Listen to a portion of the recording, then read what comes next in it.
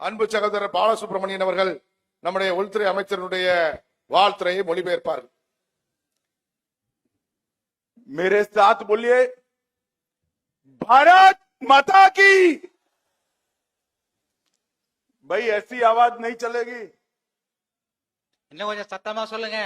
दोनों हाथ उठाइए। 24 के चुनाव जीतने के संकल्प की मुट्ठी बींचिए। 2024ஆம் ஆண்டு தேர்தலை வெற்றி பெறுவதற்கான கையை உயர்த்துங்கள். और प्रचंड आवाज से बोलिए, भारत माता की, भारत माता की। आज जिनके नेतृत्व में एन मन एन मक्कल यात्रा की शुरुआत हो रही है, ऐसे मेरे प्रिय भाई और तमिलनाडु भारतीय जनता पार्टी के अध्यक्ष के अन्नामलाई जी, अन्नामलाई जरा आगे आओ। सभी लोग अन्नामलाई के लिए जोर से स्वागत में ताली बजाइए। இன்று என் மண் என் மக்கள் என்கின்ற நடைப்பயணத்தை தொடங்கவிருக்கின்ற என்னுடைய அன்பு சகோதரர் அண்ணாமலை அவர்களே,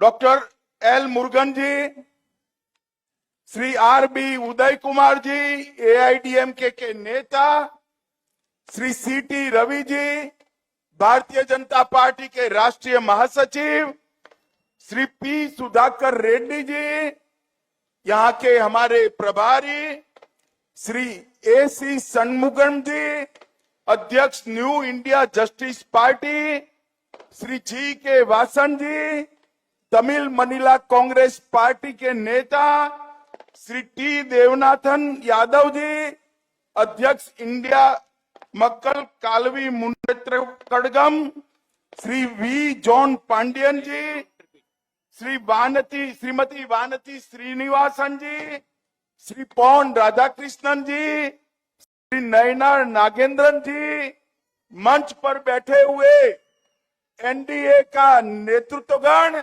और आज रामेश्वरम की रामनाथ स्वामी की भूमि पर आए हुए मेरे प्यारे भाइयों और बहनों, वणक्कम, नमस्कार। தேசிய ஜனநாயக கூட்டணியிலே அங்கம் வகிக்கின்ற மேடையிலே அமர்ந்திருக்கின்ற என்னுடைய அன்பு நண்பர்கள், எல்லா கட்சி தலைவர்கள் அவர்களே, இங்கே ராமநாத சுவாமியினுடைய அருளாசையை பெறுவதற்காக வந்திருக்கின்ற மக்களே, नाम छोड़ दो, नाम छोड़ दो, खाली नाम छोड़ दीजिए, बाकी का बोलिए। भाइयों और बहनों, सबसे पहले मैं दुनिया की सबसे प्राचीन भाषा तमिल में बोल नहीं सकता हूं, इसलिए आप सबसे क्षमा मांगता हूं। இங்கே ராமநாத சுவாமியினுடைய அருளாசையை பெறுவதற்காக வந்திருக்கின்ற மக்களே, नाम छोड़ दो, नाम छोड़ दो, खाली नाम छोड़ दीजिए, बाकी का बोलिए। भाइयों और बहनों, सबसे पहले मैं दुनिया की सबसे प्राचीन भाषा तमिल में बोल नहीं सकता हूं, इसलिए आप सबसे क्षमा मांगता हूं। உலகத்தின் மிக பழமையான மொழியாகிய தமிழ் மொழியிலே உங்களிடத்திலே பேச முடியாததற்காக முதலில் உங்களிடத்திலே நான் மன்னிப்பு கேட்டுக்கொள்கிறேன்। भारत की परंपरा, भारत की महान संस्कृति, हमारे धर्म और हमारी साझी विरासत के समागम जैसे रामेश्वरम की इस पवित्र धरती को मैं प्रणाम करता हूं। இந்த ராமேஸ்வர பூமியானது இந்தியாவின் இந்து மதத்தின் நம்முடைய பாரம்பரியத்தின் சின்னமாக விளங்குகிறது। இந்த பூமியின் மக்கள் அனைவருக்கும் நான் என் இருகரம் கூப்பி வணக்கம் தெரிவிக்கிறேன்। मित्रों, आज रामनाथ स्वामी के सानिध्य से हमारे नेता अन्नामलाई जी एन मन एन मक्कल यात्रा लेकर तमिलनाडु भर में पैदल चलने के लिए निकल रहे हैं। ராமநாத சுவாமி அவருடைய அருளாசியின் கூட எடுத்துக்கொண்டு நம்முடைய பாஜகவின் மாநில தலைவர் அண்ணாமலை அவர்கள் தமிழ்நாடு முழுவதும் நடைப்பயணம் செல்லவிருக்கிறார். मित्रों, ये एन मन एन मक्कल यात्रा केवल राजनीतिक यात्रा नहीं है। அன்பு நண்பர்களே, இந்த என் மண் என் மக்கள் நடைப்பயணமானது வெறும் அரசியல் சார்ந்த நடைப்பயணம் அல்ல. एन मन एन मक्कल यात्रा महान तमिल भाषा को पूरी दुनिया में पहुंचाने की यात्रा है। என் மண் என் மக்கள் நடைப்பயணம் இந்த பழமையான தமிழ் மொழியை உலகம் முழுவதும் கொண்டு சேர்ப்பதற்கான ஒரு நடைப்பயணமாகும். एन मन एन मक्कल यात्रा तमिल संस्कृति को कश्मीर से कन्याकुमारी और कलकत्ता से लेकर सोमनाथ तक पहुंचाने की यात्रा है। இந்த என் மண் என் மக்கள் என்கின்ற நடைப்பயணம் தமிழகத்தின் இந்த கலாச்சாரத்தை பண்பாட்டை காஷ்மீரில் இருந்து கன்னியாகுமரி வரை கல்கத்தாவில் இருந்து சோமநாத் வரை கொண்டு செல்லும் ஒரு நடைப்பயணமாகும். एन मन एन मक्कल यात्रा महान तमिल संस्कृति को पूरे भारत के 130 करोड़ लोगों के मन में सम्मान पैदा करने की एक कवायद है।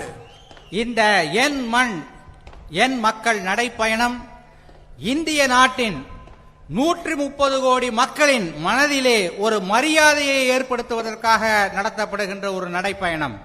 एन मन एन मक्कल यात्रा तमिलनाडु को परिवारवाद से मुक्त करने की यात्रा है।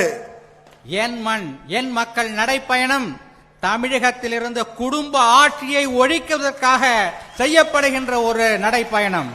एन मन एन मक्कल यात्रा तमिलनाडु को भ्रष्टाचार से मुक्त कराने की यात्रा है। என் மண் என் மக்கள் நடைப்பயணம் தமிழ்நாட்டை ஊழலிலிருந்து விடுவிப்பதற்காக செய்யப்படுகின்ற ஒரு நடைப்பயணம். एन मन एन मक्कल यात्रा तमिलनाडु के कानून और व्यवस्था को अच्छा बनाने का एक प्रयास है। இந்த என் மண் என் மக்கள் நடைப்பயணம் தமிழ்நாட்டிலே இருக்கின்ற சட்டம் ஒழுங்கை சீர்படுத்துவதற்காக செய்யப்படுகின்ற ஒரு நடைப்பயணம். और एन मन एन मक्कल यात्रा तमिलनाडु में भ्रष्टाचार के युग की समाप्ति कर विकास का युग, गरीब कल्याण का युग शुरू करने की यात्रा है। ஊழல்வாதிகளை ஒழித்து ஏழை மக்களின் நலத்தை பேணுகின்ற ஒரு அரசினை உருவாக்குவதற்காக செய்யப்படுகின்ற ஒரு நடைப்பயணம் இந்த என் மக்கள் என் மண் என் மக்கள் நடைப்பயணம். आप थोड़ा लिख कर बोलिए तो गलती नहीं होगी। मित्रों, इस यात्रा में हमारे युवा नेता अन्नामलाई जी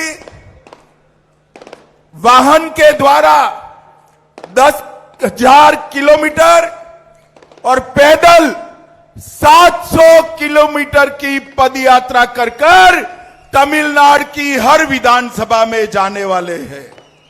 இன்று இந்த நடைப்பயணத்தை தொடங்கி 700 கிலோமீட்டர் தூரம் நடந்து தமிழ்நாட்டிலே உள்ள 234 தொகுதிகளையும் நம்முடைய மாநில தலைவர் அண்ணாமலை அவர்கள் நடக்கவிருக்கிறார்.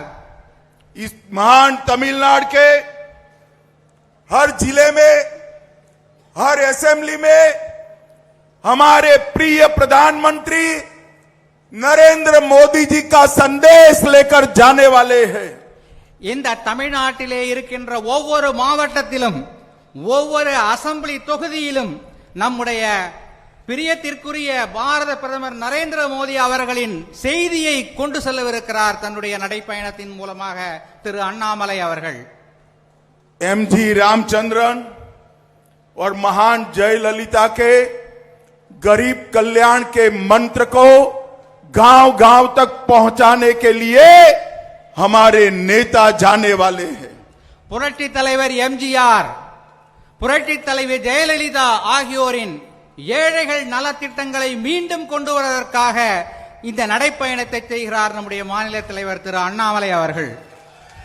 मित्रों, एन मन एन मक्कल यात्रा के माध्यम से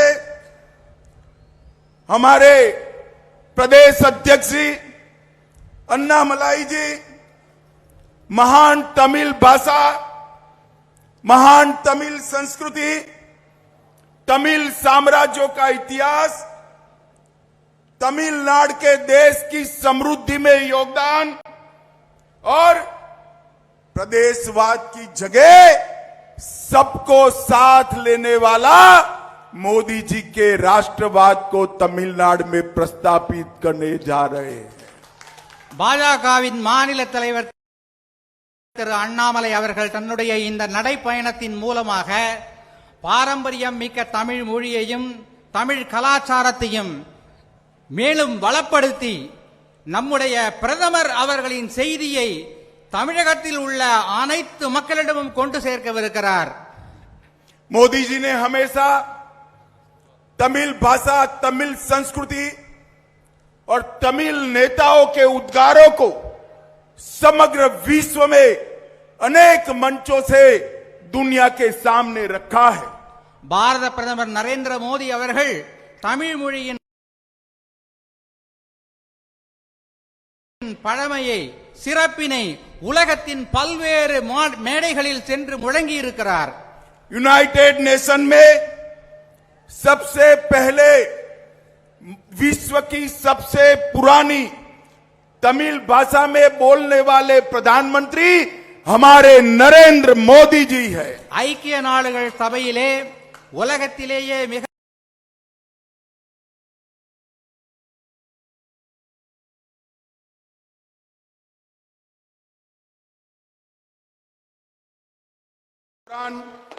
मोदी जी ने महान संत तिरुवल्लुवर की प्रतिमा के निर्माण की घोषणा की है।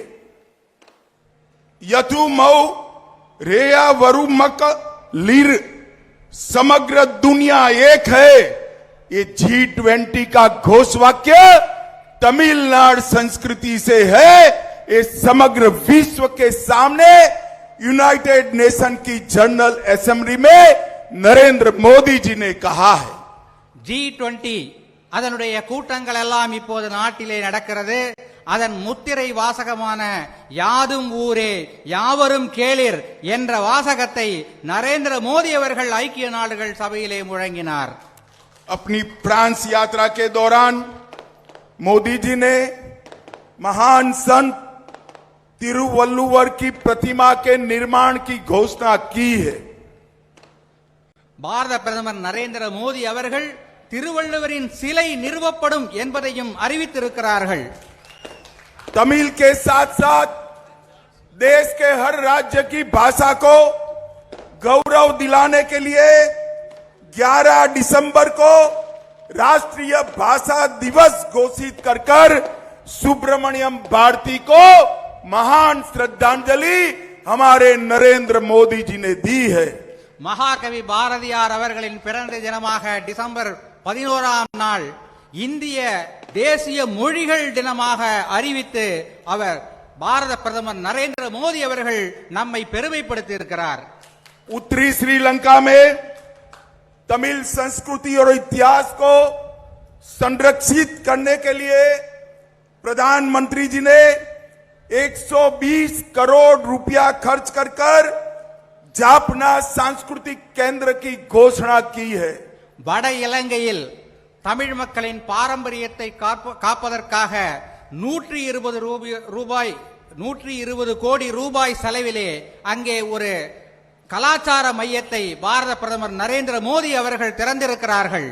काशी तमिल संगमम और तमिल सौराष्ट्र संगमम से तमिल संस्कृति को उत्तर भारत और पश्चिम भारत में पहुंचाने का काम हमारे नेता नरेंद्र मोदी जी ने किया है। காசி தமிழ் சங்கமம் நிகழ்ச்சியின் மூலமும் சௌராஷ்டிரா தமிழ் சங்கமம் நிகழ்ச்சியின் மூலமும் தமிழின் பெருமையை வடக்கிலும் இந்தியாவின் மேற்கிலும் பரப்பியவர் நமது பாரத பிரதமர் திரு நரேந்திர மோடி அவர்கள். पपुआ न्यू गिनी गए मोदी जी, वहां उन्होंने तिरुकुरल का वहां की भाषा में भाषांतर कराकर वहां बसे हुए लोगों के लिए एक नई संस्कृति के जुड़ाव की शुरुआत की है. பாரத பிரதமர் நரேந்திர மோடி அவர்கள் பப்புவா நியூ கினியா நாட்டிற்கு சென்றார். நமது திருக்குறளை அந்த நாட்டு மொழியிலே மொழிபெயர்த்து வெளியிட்டிருக்கிறார். இதன் மூலம் அந்த நாட்டு மக்கள் ஒரு மாபெரும் பாரம்பரியத்தின் கலாச்சாரத்தை பற்றி தெரிந்து கொள்கிறார்கள். और अभी अभी नए पार्लियामेंट के भवन के उद्घाटन में सेंगोल को स्थापित कर तमिल संस्कृति को पार्लियामेंट में सम्मान देने का काम हमारे नेता नरेंद्र मोदी जी ने किया है. இப்போது மிகச் சமீபத்தில் பாராளுமன்றத்தில் செங்கோலை ஸ்தாபித்ததன் மூலம் தமிழ் கலாச்சாரத்தின் தமிழ் பண்பாட்டின் பெருமையை நம்முடைய பாராளுமன்றத்தில் புதிய பாராளுமன்றத்தில் அரங்கேற்றி இருக்கிறார் நமது பாரத பிரதமர் நரேந்திர மோடி அவர்கள். मोदी जी ने इस 9 साल में जातिवाद, परिवारवाद, तुष्टीकरण और प्रदेशवाद की जगह पॉलिटिक्स ऑफ परफॉर्मेंस के पॉलिटिक्स की स्थापना की है. பாரத பிரதமர் நரேந்திர மோடி அவர்கள் கடந்த 9 ஆண்டுகளில் ஜாதிவாதம், குடும்ப ஆட்சி, ஊழல் ஆட்சி ஆகியவற்றிற்கு எதிராக தன்னுடைய பணியை முடுக்கிவிட்டிருக்கிறார். मित्रों, विपक्ष का गठबंधन 10 साल तक यूपीए की सरकार चली, कांग्रेस डीएमके की सरकार चली. 10 साल में 12 लाख करोड़ से ज्यादा घपले, घोटाले, भ्रष्टाचार किया. எதிர்க்கட்சிகளின் கூட்டணி பழைய யூபிஏ கூட்டணி 10 ஆண்டுகள் ஆட்சியிலே இருந்தது. 12,000 கோடி அளவிற்கு ஊழல் செய்திருக்கிறது. मित्रों, मैं आज कांग्रेस पार्टी और तमिलनाडु के मुख्यमंत्री स्टालिन जी को कहना चाहता हूं, नाम बदलने से कुछ नहीं होता. जैसे ही आप जनता के सामने जाते हो, लोगों को 2G घोटाला याद आता है. நான் இன்று ஒன்று சொல்லிக்கொள்ள விரும்புகிறேன். காங்கிரஸ் கட்சிக்கும் தமிழகத்தின் மாண்புமிகு முதலமைச்சர் மு.க. ஸ்டாலின் அவர்களுக்கும் ஒன்றை சொல்லிக்கொள்ள விரும்புகிறேன். जैसे ही आप जनता के सामने जाते हो, कॉमनवेल्थ घोटाला याद आता है. நீங்கள் மக்களிடத்திலே உங்களுடைய வாக்குகளை கோருவதற்காக செல்லும் போது உங்களுடைய 2G தான் நினைவுக்கு வரும். உங்களுடைய காமன்வெல்த் போட்டிகளில் நீங்கள் செய்த ஊழல் தான் நினைவுக்கு வரும். जब भी आप जनता के सामने जाते हो, कोयला घोटाला जनता को याद आता है. எப்போதெல்லாம் நீங்கள் மக்களிடத்திலே வாக்கு சேகரிக்க செல்லுகிறீர்களோ அப்போதெல்லாம் அவர்களுக்கு கரியிலே நீங்கள் செய்த ஊழல் தான் நினைவுக்கு வரும். जब भी आप जनता के सामने जाते हो, आज भी चॉपर स्कैम याद आता है. எப்போதெல்லாம் நீங்கள் மக்களிடத்திலே வாக்கு சேகரிக்க செல்லுகிறீர்களோ அப்போதெல்லாம் அவர்களுக்கு ஹெலிகாப்டர் ஊழல் தான் நினைவுக்கு வரும். जब भी आप जनता के सामने जाते हो, सबमरीन घोटाला भी याद आता है. எப்போதெல்லாம் நீங்கள் மக்களிடத்திலே ஓட்டு கேட்க செல்லுகிறீர்களோ அப்போதெல்லாம் நீங்கள் செய்த அந்த ஊழல்கள் தான் அவர்களுக்கு நினைவுக்கு வரும். जब भी आप जाते हो, अंतरिक्ष में इसरो घोटाला भी जनता को याद आता है. இஸ்ரோ நிறுவனத்திலே நீங்கள் செய்த அந்த விண்வெளி ஆராய்ச்சி நிறுவனத்திலே நீங்கள் செய்த அந்த ஊழல் தான் மக்களுக்கு ஞாபகத்திற்கு வரும். मित्रों, ये यही टोली है जिसने धारा 370 हटाने का विरोध किया था. இந்த கூட்டணிதான் அரசியல் சட்ட திருத்தம் 370 மாற்றுவதற்கு எதிர்ப்பு தெரிவித்தது, நீக்குவதற்கு எதிர்ப்பு தெரிவித்தது. मैं आज इस जनता को, तमिलनाडु की महान जनता को पूछने आया हूं, कश्मीर हमारा है या नहीं है? நான் இங்கு இந்த தமிழ்நாட்டு மக்களிடத்திலே ஒரு கேள்வியை கேட்க விரும்புகிறேன். காஷ்மீர் இந்தியாவுடையதா நம்முடையதா இல்லையா சொல்லுங்கள். जोर से बोलिए, है या नहीं है? धारा 370 हटानी चाहिए या नहीं हटानी चाहिए? मोदी जी ने धारा 370 हटाई कि डीएमके और कांग्रेस पार्टी भारतीय जनता पार्टी का विरोध करती थी. பாரத பிரதமர் நரேந்திர மோடி அவர்கள் அந்த 370 சட்ட திருத்தம் அதனை நீக்கினார்கள். அப்போது காங்கிரசும் திராவிட முன்னேற்ற கழகமும் அதனை எதிர்த்தது. मित्रों, मुझे बताओ, देश को आतंकवाद से मुक्त करना चाहिए या नहीं करना चाहिए? நண்பர்களே சொல்லுங்கள், நாட்டை தீவிரவாதத்திலிருந்து விடுவிக்க வேண்டுமா வேண்டாமா? जब मोदी जी ने आतंकवाद पर लगाम लगाने के लिए सर्जिकल स्ट्राइक और एयर स्ट्राइक किया, ये यूपीए वाले इसका विरोध कर रहे थे. பாரத பிரதமர் நரேந்திர மோடி அவர்கள் தீவிரவாதத்தை ஒடுக்குவதற்காக சர்ஜிக்கல் ஸ்ட்ரைக், ஏர் ஸ்ட்ரைக் இரண்டு விமானம் மூலம் தாக்குதல் நடத்திய போது இந்த யூபிஏ கட்சிகள் தான் அதனை எதிர்த்தது. मित्रों, आज मैं तमिल जनता को ये भी याद कराने आया हूं, यही कांग्रेस यूपीए के शासन में ही तमिलों का नरसंहार श्रीलंका में हुआ था. நண்பர்களே, மேலும் ஒரு விஷயத்தை உங்களுக்கு நான் இப்போது சொல்ல விரும்புகிறேன். இதே யூபிஏ அரசாங்கம்தான் இலங்கையில் தமிழர்கள் அழித்து ஒழிக்கப்படுவதற்கு காரணமாக இருந்தார்கள் என்பதும் உங்களுக்கு தெரியும். इन्होंने के समय में ही तमिल मछुआरों की दुर्दशा जो हुई, इसके जिम्मेदार डीएमके और कांग्रेस पार्टी है. இவர்களுடைய ஆட்சி காலத்திலே தமிழக மீனவர்கள் பட்ட கஷ்ட நஷ்டங்கள், துன்பங்கள் இவற்றிற்கெல்லாம் காரணம் யூபிஏ அரசாங்கமும் திராவிட முன்னேற்ற கழகமும் தான். मित्रों, ये विपक्ष का जो टोला है वो भारत का विकास नहीं करना चाहता है, अपने परिवार का विकास करना चाहता है. இந்த எதிர்க்கட்சி கூட்டணி நாட்டை வளர்க்க வேண்டும் என்று நினைக்கவில்லை, அவர்களது குடும்பத்தை வளர்க்க வேண்டும் என்று நினைக்கிறார்கள். सोनिया गांधी को, राहुल गांधी जी को प्रधानमंत्री बनाना है. சோனியா காந்தி அவர்களுக்கு ராகுல் காந்தியை பிரதமராக்க வேண்டும் என்ற ஆசை. स्टालिन जी को, उदयनिधि को मुख्यमंत्री बनाना है. ஸ்டாலினுக்கு உதயநிதி அவர்களை முதல் மந்திரியாக்க வேண்டும் என்ற விருப்பம். लालू जी को, तेजस्वी को मुख्यमंत्री बनाना है. லாலு பிரசாத் யாதவ் அவர்களுக்கு பீகாரில் தேஜஸ்வி அவர்களை முக்கிய மந்திரியாக ஆக்க வேண்டும் என்று விருப்பம். ममता दीदी को अपने भतीजे को मुख्यमंत्री बनाना है. மம்தா அவர்களுக்கு அவருடைய மருமகனை மேற்கு வங்கத்தின் முதல்வராக ஆக்க வேண்டும் என்ற எண்ணம். और उद्धव ठाकरे जी को अपने बेटे को मुख्यमंत्री बनाना है. மகாராஷ்டிரத்தில் உத்தவ் தாக்கரே அவர்களுக்கு அவருடைய மகனை முதல்வராக்க ஆக வேண்டும் என்ற விருப்பம். वो भारत और तमिलनाडु को एम्पावर करना नहीं चाहते, वो अपने बेटे, भतीजे, बेटियों को एम्पावर करना चाहते हैं. இவர்கள் இந்தியாவையோ அல்லது தமிழ்நாட்டையோ வலுப்படுத்த வேண்டும் என்று நினைக்கவில்லை, தங்களுடைய மகனையோ மகளையோ அல்லது மருமகனையோ வளப்படுத்த வேண்டும் என்று நினைக்கிறார்கள். मोदी जी अकेले ऐसा नेता है जो दिन रात 24 घंटे में 20 घंटे तक भारत कल्याण की तमिलनाडु को आगे बढ़ाने की बात सोचते हैं.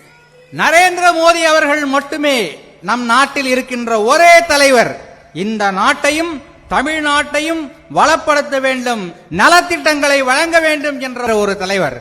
मित्रों, ये तमिलनाडु में जो अभी सरकार चल रही है, देश की सबसे करप्ट सरकार अगर कहीं पर है तो ये डीएमके सरकार है. அன்பு நண்பர்களே, தமிழ்நாட்டிலே இப்போது நடக்கின்ற ஒரு அரசாங்கம் ஊழல் மிகுந்த ஒரு அரசாக இருக்கிறது. நாட்டிலேயே உலகிலேயே ஊழல் மிகுந்த அரசாக இருக்கிறது.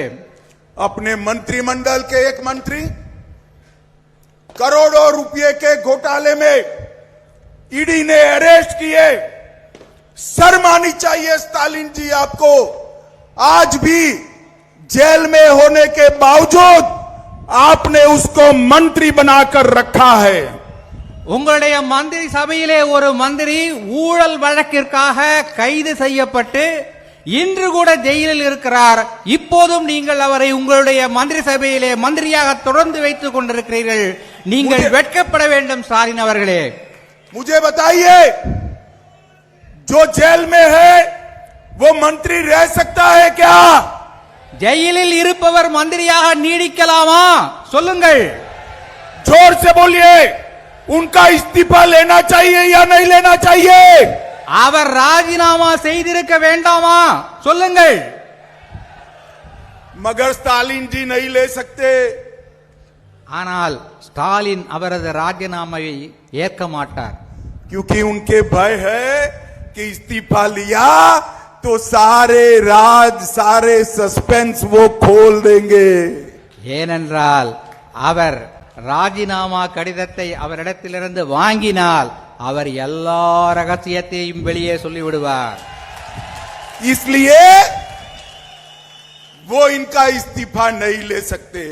இதனால் தான் அவர் அவரிடத்திலிருந்து ராஜினாமாவை பெற மறுக்கிறார்.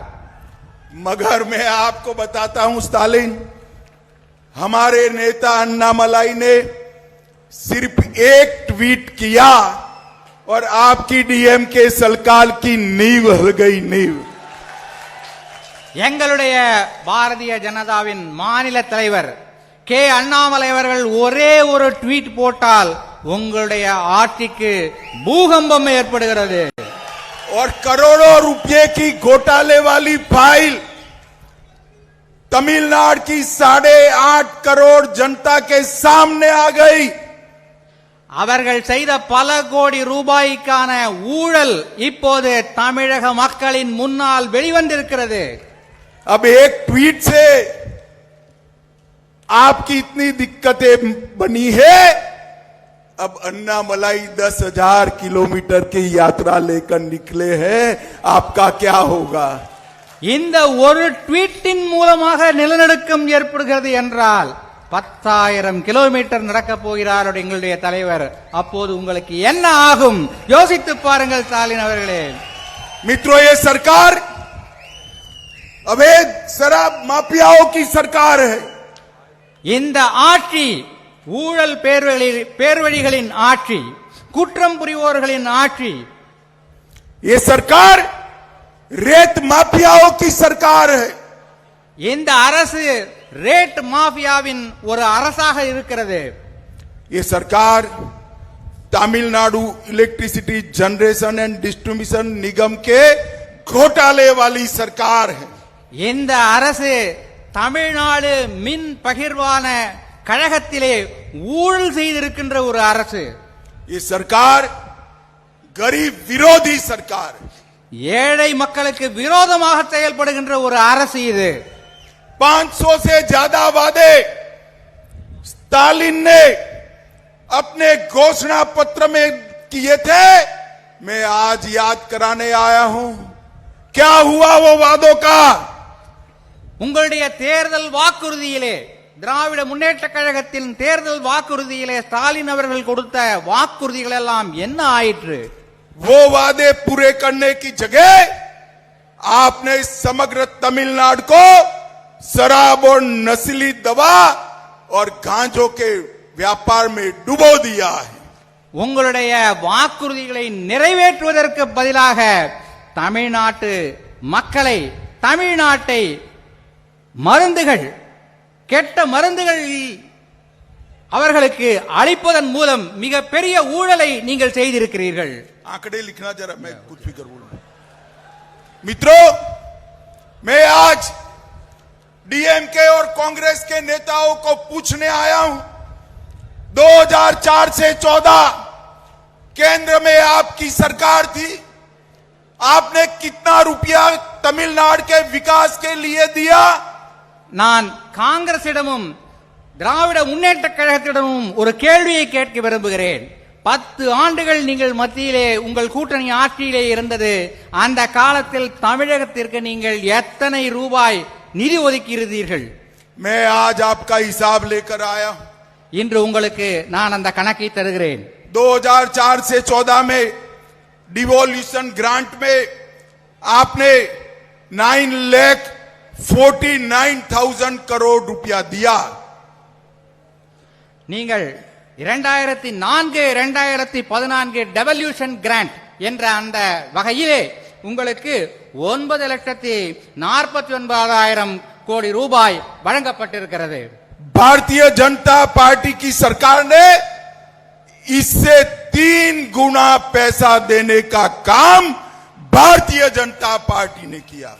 பாரதிய ஜனதா கட்சியின் அரசு இந்த தொகையை 3 மடங்கு உயர்த்தி தந்திருக்கிறது. मित्रों, ग्रांट इन एड में भी 4.5 गुना पैसा भारतीय जनता पार्टी के नेता नरेंद्र मोदी जी ने भेजा है। கிராண்ட் இன் எய்ட் என்ற வகையிலே தமிழ்நாட்டிற்கு 4.5 மடங்கு கூடுதல் நிதி ஒதுக்கப்பட்டிருக்கிறது. मुझे बताओ, ये पैसा तमिलनाडु के गांवों तक पहुंचा है क्या? இந்த தொகையெல்லாம் தமிழகத்தின் கடைக்கோடி கிராமம் வரைக்கும் சென்றிருக்கிறதா என்பதை நீங்கள் சொல்லுங்கள். पहुंचा है क्या? मित्रों, ये पैसा डीएमके के भ्रष्टाचार की भेंट चढ़ गया। இதோடு திராவிட முன்னேற்ற கழகம் ஒவ்வொரு துறையிலும் தன்னுடைய ஊழலை அதிகமாக செய்து கொண்டே வருகிறது.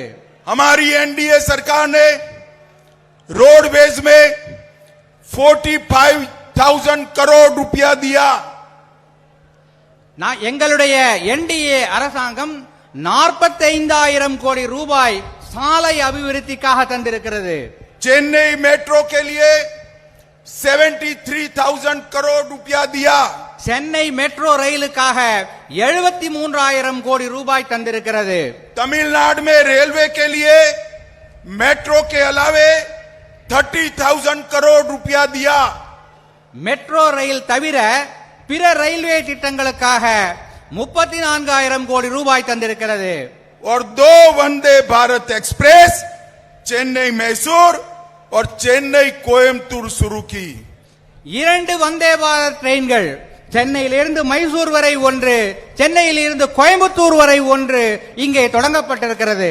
पीएलआई में तमिलनाडु में इलेक्ट्रॉनिक्स मैन्युफैक्चरिंग में हजारों करोड़ का इन्वेस्टमेंट आया।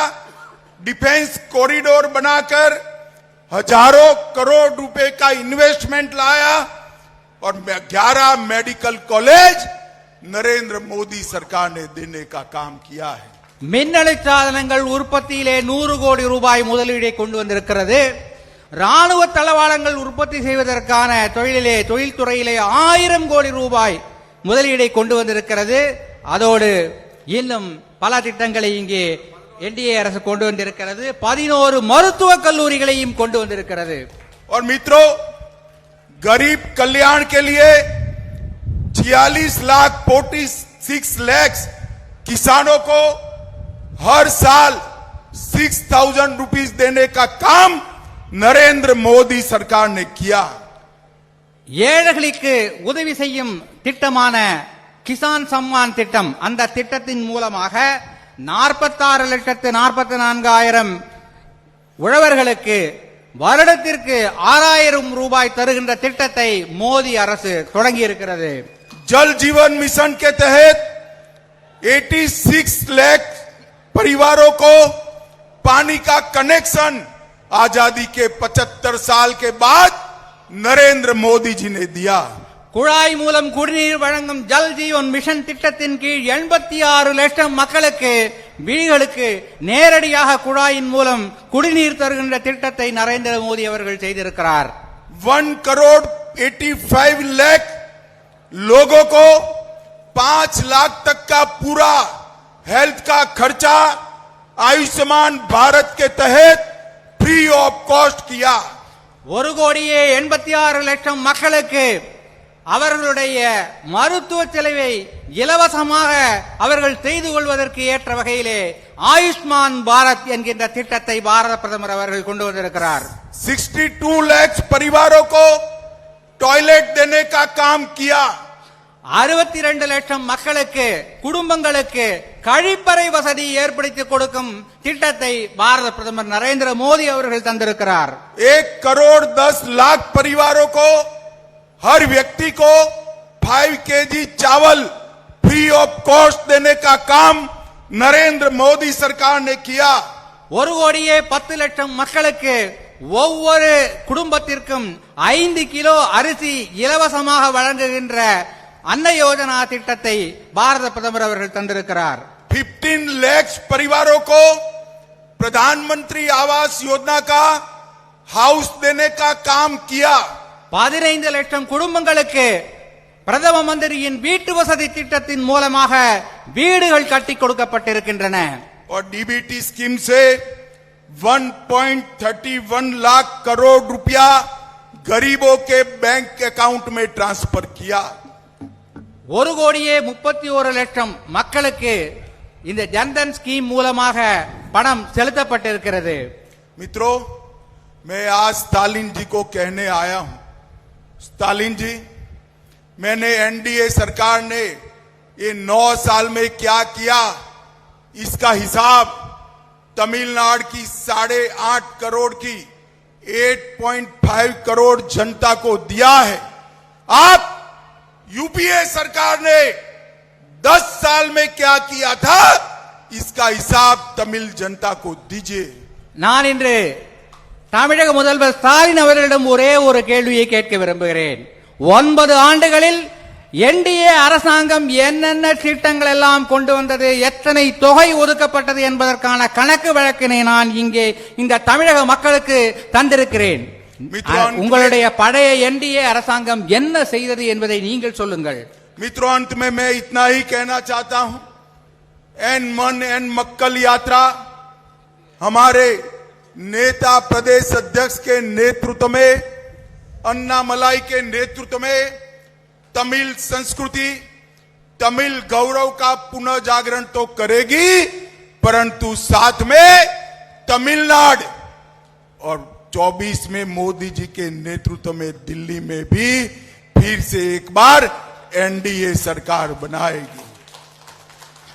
இந்த என் மண் என் மக்கள் நடைப்பயணத்தை பாரதிய ஜனதா கட்சியின் தமிழ் மாநில தலைவர் திரு கே அண்ணாமலை அவர்கள் தொடங்கி இன்னும் 168 நாட்களில் முடிக்கவிருக்கிறார். இதை முடிக்கும் போது 2024ஆம் ஆண்டு நாடாளுமன்ற தேர்தலில் வெற்றி பெற்று பிரதமர் நரேந்திர மோடி அவர்கள் மீண்டும் பிரதமர் ஆவார். தமிழகத்திலும் மாற்றம் நடக்கும். मित्रों, अंत में तमिलनाडु की जनता को मैं करबद्ध निवेदन करता हूं, रिक्वेस्ट करता हूं कि आने वाले 24 के चुनाव में मोदी जी के नेतृत्व में हमारे सारे एनडीए के साथियों को वोट देकर सबसे ज्यादा सांसद तमिलनाडु से दिल्ली में भेजिए. நான் இங்கே கூடியிருக்கின்ற அனைத்து மக்களிடத்திலும் இருகரம் கூப்பி வேண்டி கேட்டுக் கொள்கிறேன்.